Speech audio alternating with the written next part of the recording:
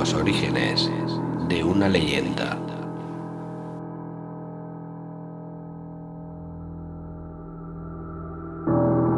Es un libro del investigador de National Geographic, Mark Jenkins, autor de El libro de las maravillas, mundos para explorar y alta aventura, publicado en 2011. Este libro maldito realiza una profunda investigación sobre el mito de los vampiros a lo largo y ancho del mundo.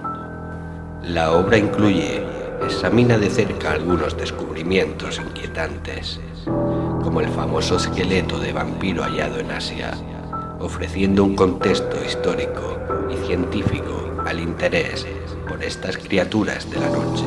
Las tradiciones y leyendas de vampiros son analizadas por la historia, la arqueología, la antropología, la psicología y tal vez, lo más interesante, la ciencia forense, la cual permite un acercamiento más creíble a los hallazgos de tumbas de vampiros en distintas regiones. Archivos forenses de los vampiros recorre un camino pocas veces transitado con éxito, el de la ciencia, buscando las razones del mito. Este recorrido por la historia de los vampiros nos lleva inicialmente hacia la Mesopotamia, Grecia y Roma, donde las leyendas de vampiros florecieron y se esparcieron hacia todos los rincones del orbe.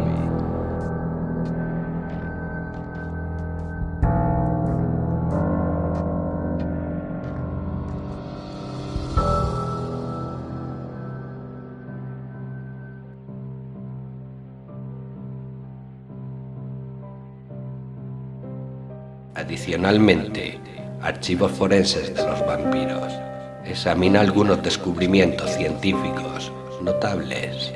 Por ejemplo, antiguas cerámicas persas que describen la historia de una raza de vampiros ya olvidada, y el hallazgo del arqueólogo Matteo Borrini, quien descubrió la tumba de un vampiro veneciano, fechada en el siglo XVI. Archivos forenses de vampiros, descubriendo los orígenes de una leyenda, incluye varios capítulos que en el canal vamos a narrar, como por ejemplo, razas de vampiros, el éxito de los vampiros en la cultura humana, origen de la palabra vampiro, filosofía de los vampiros, extrañas leyendas de vampiros, Belleric, el vampiro de Martín Lutero, Algol, la estrella de los vampiros, que es un Nosferatu. ¿Por qué los vampiros no se reflejan en los espejos? El alma de los vampiros. Hoy hablaremos del origen de la palabra vampiro.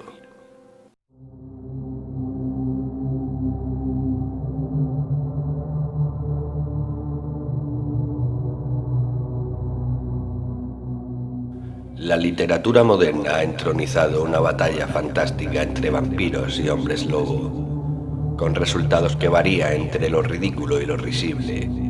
Pero lo verdaderamente curioso de esta antagonía es la nula investigación sobre las fuentes de las leyendas de vampiros, o lo que es peor, su total rechazo en pos de una dudosa efectividad cinematográfica.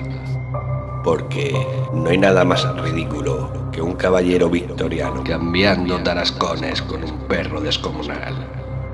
La palabra vampiro, tal como la conocemos los hispanoparlantes, no es demasiado antigua. Debemos remitirnos al año 1847, fecha en la cual fue incluida por primera vez en el diccionario de la Real Academia de la Lengua Española. Su inclusión, indudablemente tardía, sugiere que al menos la palabra vampiro era utilizada desde el siglo XVIII. Para otros idiomas deberemos escarbar un poco más en el tiempo. En Francia e Inglaterra se los conocía con la misma estructura, vampire, término que desciende del alemán vampir y que a su vez proviene de varias voces eslavas, cuyas variantes oscilan entre wampir y upir, y cuya raíz, extrañamente, significa lobo.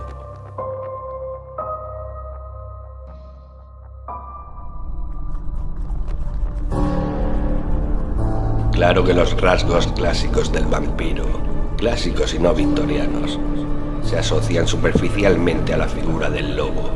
De hecho, son pocas las tradiciones que refieren la metamorfosis de hombre en lobo, y casi todas posicionan a las brujas y hechiceros como los baluartes de esta tendencia.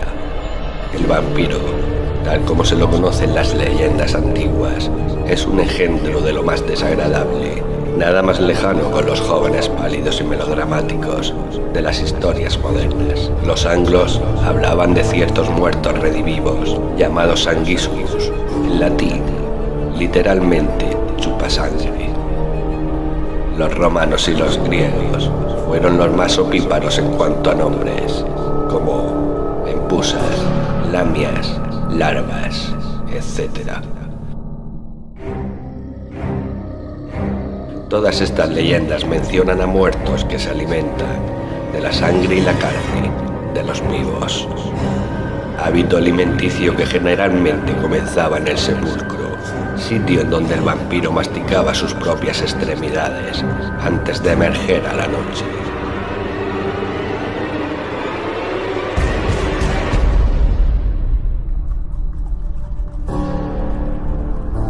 Sus formas son horribles, espantosas, un reflejo del semblante de la tumba y un recuerdo constante de la corrupción de los cuerpos en la tierra. Sin embargo, los refinamientos del romanticismo tardío olvidaron sus nombres regionales y poco a poco se los empezó a reunir bajo el término vampiros.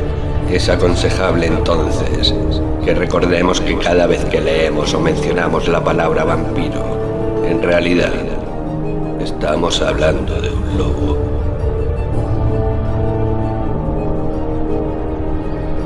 Hasta aquí el origen de la palabra vampiro. Próximamente narraremos otros escalofriantes capítulos. Hasta entonces, suscríbete al canal